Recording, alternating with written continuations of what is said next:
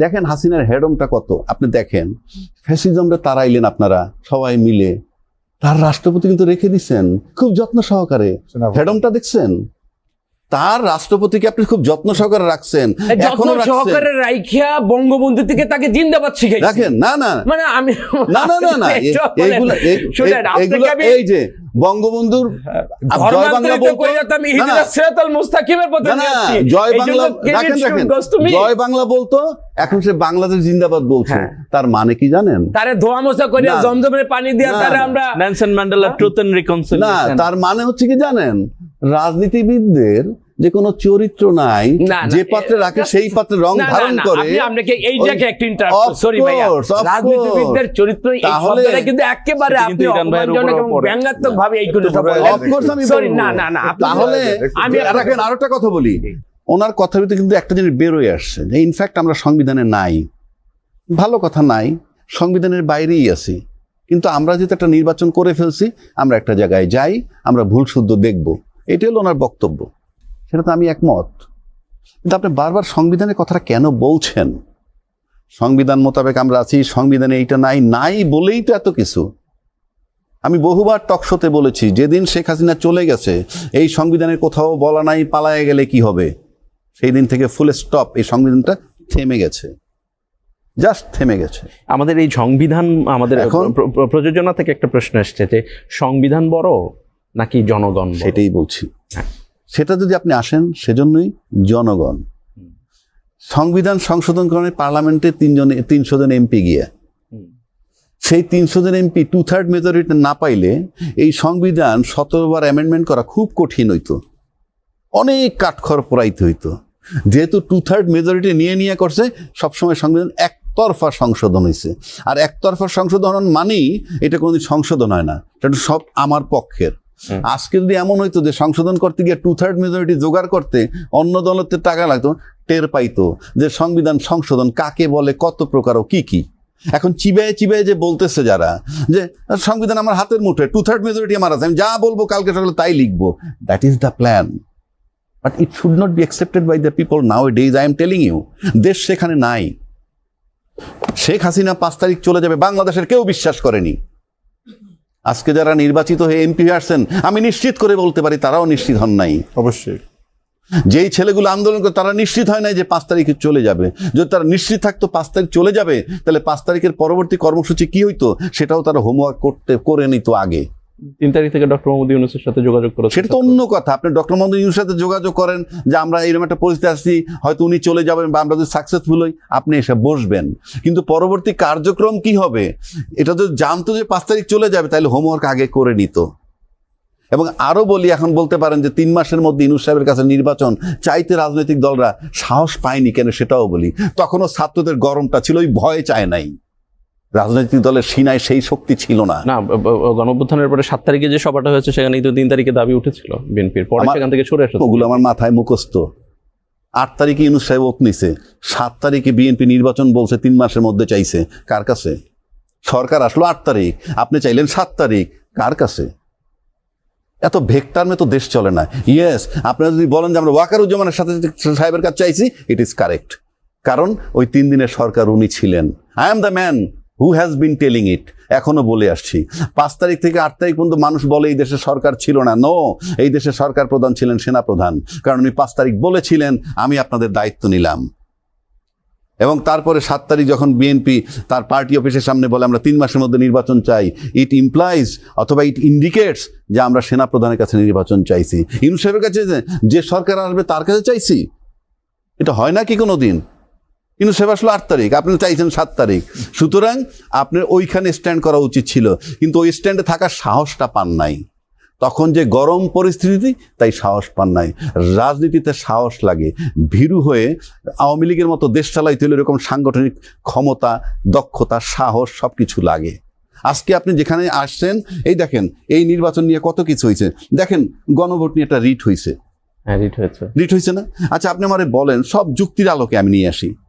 আপনি গণভোট যে প্রেসিডেন্টের আদেশটা ছিল, এই আদেশটা কিন্তু পার্মানেন্ট ল না, একটা বিশেষ কাজ করার জন্য এটা করছিল। সেটা কি?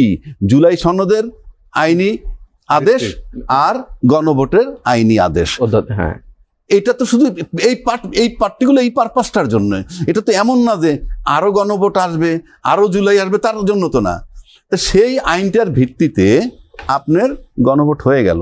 তো গণভোট হওয়ার মানে কি, এই আইনটা কিন্তু অকার্যকর হয়ে গেল, এটার পারপাস আর নাই।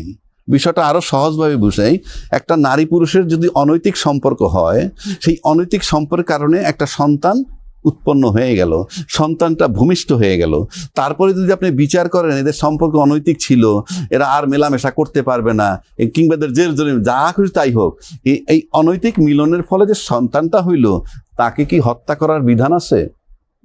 অবশ্যই না। যদি তাই হয়, আপনার ওই আইন যে পদের আইন থাকুক, ওই আদেশ যে পদের আদেশ থাকুক, সেই আদেশের ভিত্তিতে বিএনপির দলের প্রধানও বলছেন গণভোটে হাতে ভোট দিবেন, তার ফলে একটা প্রোডাক্ট আইসা গেল বাজারে, গণভোট হা জয়যুক্ত হয়েছে। এখন এই আইনটা যদি বাজারে থাকলে কি আর না থাকলে কি, এই আইনটা এমনি অকার্যকর। সুতরাং একটা অকার্যকর আইন নিয়ে আপনি কোর্টে গেছেন, ফলটা তো রয়ে গেছে, আপনি এই ফলটা নষ্ট করবেন কিভাবে? It's a very big question. একটু এই ব্যাপারে 2 মিনিট একটু রতন ভাইয়ের কাছে শুনে বিরতিতে যাব। আপনি যেহেতু শুনতে পাচ্ছিলেন না রাজাকি ভাইয়ের কথা, ওনার অ্যাডভোকেসির সামনে তো আমি কিছুই না। না, রতন ভাই হি ইজ ভেরি ইন্টেলিজেন্ট। তো আমি আপনাকে এতটুকু বলি, শেষ কথাটা দিয়ে আমি উত্তরটা দেই।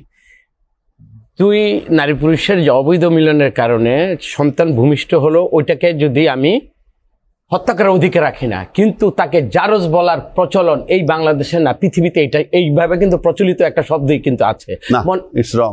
এটা রং কেন আমি বলি, রং কেন, ওটা ও জারজ না, এগুলি টার্মটা আমরা বানাইছি, ম্যান মেড টার্ম।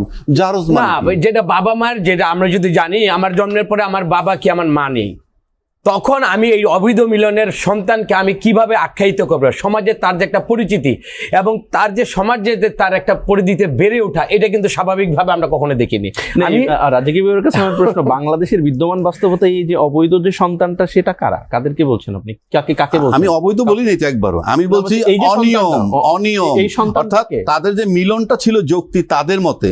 আমি এসে বলতেছি এটা সঠিক না, এই মিলনটা ঠিক হয় নাই, ভালো কথা, হ্যাঁ এই প্রপার পদ্ধতিতে হয় নাই, তো মিলনে তো ফসল হয়ে গেছে, ফসল আমি কি করব? এখন আপনি কোর্টে চ্যালেঞ্জ করলেন, আপনি এত মেধাবী এত জ্ঞানী, তো রাজনৈতিক ভাবে যদি বলি তো তখন চ্যালেঞ্জ করলেন না কেন? অর্থাৎ জুলাই সনদ হচ্ছে সেই, না আপনি যখন প্রেসিডেন্ট আদেশটা আসলো তখন চ্যালেঞ্জ করেন নাই কেন? এখন বলতে পারেন কি, চ্যালেঞ্জ আমি যে কোনো সময় করতে পারি, আগেও পারি পরেও পারি। আওয়ামী লীগকে যেভাবে লেজিটিমেসি মানে বলতে কি, ও ফাঁসিকি গণতন্ত্রের প্রবক্তা ছিল, ও ভোট ছাড়া গণতন্ত্র মানে ক্ষমতা থাকার পরেও সে আস্ফালন করে বলছে যে কোথায় তোমাদের হ্যাডম, গণতন্ত্রের শিক্ষা আমি হাসিনার থেকে নাও।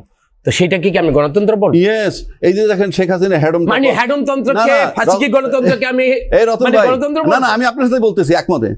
দেখেন হাসিনার হ্যাডমটা কত, আপনি দেখেন ফ্যাসিজমটা তারাইলেন আপনারা সবাই মিলে, তার রাষ্ট্রপতি কিন্তু রেখে দিচ্ছেন খুব যত্ন সহকারে, হ্যাডমটা দেখছেন, তার রাষ্ট্রপতিকে আপনি খুব যত্ন সহকারে রাখছেন, যত্ন সহকারে রাখিয়া বঙ্গবন্ধু থেকে তাকে জিন্দাবাদ শিখাই রাখেন। না মানে আমি না এইগুলো এই যে বঙ্গবন্ধুর জয় বাংলা বলতো, জয় বাংলা জয় বাংলা বলতো, এখন সে বাংলাদেশ জিন্দাবাদ বলছে।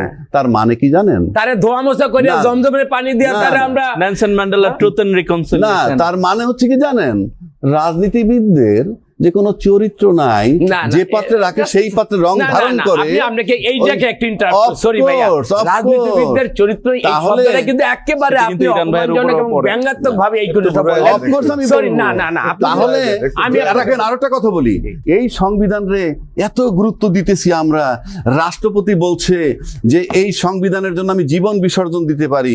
এই সংবিধানের 4 কতে বলা আছে রাষ্ট্রপতি ভবন, সরকারি ভবন সব জায়গায় বঙ্গবন্ধুর ছবি ঝুলবে। উনি বঙ্গভবনে বৈশা যে রাষ্ট্রপতি সংবিধান মানেন না, এখনো বঙ্গবন্ধুর ছবি উনি ঝুলাইতে পারেন নাই। যারা জুলাই আন্দোলনে তারা নামাইছে, সারা পৃথিবীর থেকে নামাই দিচ্ছে, এখনো উঠাইতে পারেন নাই, আর আপনি খালি সংবিধানের দোহাই দেন। রাজনীতিতে এই সমস্ত সংবিধানের নামে জনগণকে ধোঁকা দেওয়া সঠিক নয়। 1 নম্বর, আজকে এই টকশোতে আপনি অন রেকর্ড একটা কথা বলে যাচ্ছি, রাজনীতিতে আপনার পলিট্রিক্স বলতে কি আমাকে ঠিকই হইতে হবে, আমি কৌশলী হইতে হবে। আপনাকে আমি এখানে বলে যাচ্ছি, আমার পারপাস সার্ভ হওয়ার পরে এই চুপ্পু মিয়া কোথায় যান আপনাকে আমি টকশোতে এসে উত্তরটা দিয়ে যাবো। ওটা ঠিক আছে। সাময়িক কৌশলে আমাকে কখন কাকে ব্যবহার করতে হবে, যদি আপনি টিস্যুকে যদি ব্যবহার করে থাকেন একজন একটা ময়লা ফালাবার জন্য, তাহলে সে ওইটাই তাহলে না, এখন আমি সাংবিধানিক ক্রাইসিসের কারণে বাংলাদেশে যদি অন্য কিছু হয় আপনি নিশ্চয়ই এইটা আপনি চান, এই এটা আপনি চান, যেটা আমি এই চাচ্ছি না, সংবিধানের যেটা দোহাই না দিয়ে, ইরান চাচ্ছে না। তাহলে এই সংবিধানের দোহাই না দিয়ে আমরা ওই আন্দোলন হিসাবে জুলাই সনদের ভিত্তিতে যে গণভোটটা আমরা করলাম সেইখানে আমাদের থাকাটা উত্তম বলে আমি মনে করি। যে সারমর্মটা এবং আপনি যেটা বলতেছেন আমাদের সবারই বক্তব্য একটা, জি, যে আমাদের যে জুলাই আমরা বৈধতা নিতে চাই। আমাদের যে জুলাই যে গণ এক অভ্যুত্থান, সেকেন্ডে আমি ইরান ভাই বলি, এটার একটা আমাদের ভিত্তি আমাদের আজকের দিতে প্রধানমন্ত্রী হবে। তারেক রহমান হাবুটের জন্য যে আমাদেরকে উদ্বুদ্ধ করেছে এবং আমাকে নির্দেশনা ছিল, এবং যেখানে 70% ভোট হাবুটের পক্ষে, তো আমার দলের যদি নির্দেশনা না থাকে, আমার জুলাই সনদের প্রতি যদি সম্মান না থাকে, আমি কার্যকরী করব না, এটা যদি আমার মনোভাব থেকে থাকে, তো ইনার ভাবে তো তারেক রহমান মুখে বলছে, এটা কই মুখে বলে তো আমাদের প্রার্থী হিসেবে তো উনি আমাদের অনেকে বলেন নাই, ঠিক আছে, তাহলে উনি তো আর বলেন নাই যে না আমাদের হাবুটকে পাস করানো যাবে না। আপনার দলনেতা যেখানে বললে হাকে ভোট দেন, সেখানে তো আপনার মানে কি গণভোট বাস্তবায়ন করার জন্য আপনার চেয়ারম্যান ইন্টারেস্টেড, আগ্রহী, তাহলে আপনি জুলাই সংস্কার পরিষদের সদস্য হিসাবে ওত নেওয়াটা না নেওয়া মানে কি চেয়ারম্যানকে ডিনাই করা, নাকি চেয়ারম্যান বলছে যে আপনারা এই ওতটা নেবেন না? আপনি দেখেন কালকে আমাদের পার্লামেন্ট পার্টি মিটিং হবে এবং 12 তারিখ থেকে আপনি যখন পার্লামেন্টে ঢুকবেন কিভাবে? আপনি দরজা তো বন্ধ খুলে নিব, জনগণ ম্যান্ডেট দিয়ে আমাদেরকে খুলে দিয়েছে, আমরা সংবিধান সমস্ত ঠিক রেখেই আপনি পার্লামেন্টের ডিসকাশনের মধ্যে আপনি দেখেন আমরা লেজিটিমেসি যেটা আমরা দেব এই সংবিধান অনুযায়ী আমরা দেব, পার্লামেন্টে বসে আমরা সেটা দেব। রিপন ভাই, আমরা জনগণ খুলে দিছে গণভোট ফর্মে। রাজ্জাক ভাই, আমরা ঐক্যমত্য কমিশনের সিদ্ধান্ত নিলাম যে আমরা এই জুলাই সনদকে আমরা বাস্তবায়ন করব। এই যে কয়টা জায়গাতে নোট অফ ডিসেন্ট আছে, এই নোট অফ ডিসেন্টের আমিও একজন মালিক, এগুলো আর চলবে না, সেটা ইরান ভাই এটা কিন্তু স্পষ্টভাবে নোট অফ ডিসেন্ট রতন ভাই বলছেন, রাজ্জাকি ভাই অথবা আমি বলবো, আমি বলি নোট অফ ডিসেন্টের যে বিষয়, একটা বিরতি থেকে এসে বাকি আলোচনাটা করি। হ্যাঁ, কামরুজ্জামান রতন ভাই স্পষ্টভাবে বলেছেন যে বিএনপির অবস্থান একেবারে স্পষ্ট, নোট অফ ডিসেন্টের এবং বিএনপির ইস্তেহারেও বলা আছে যে নোট অফ ডিসেন্টের ভিত্তিতে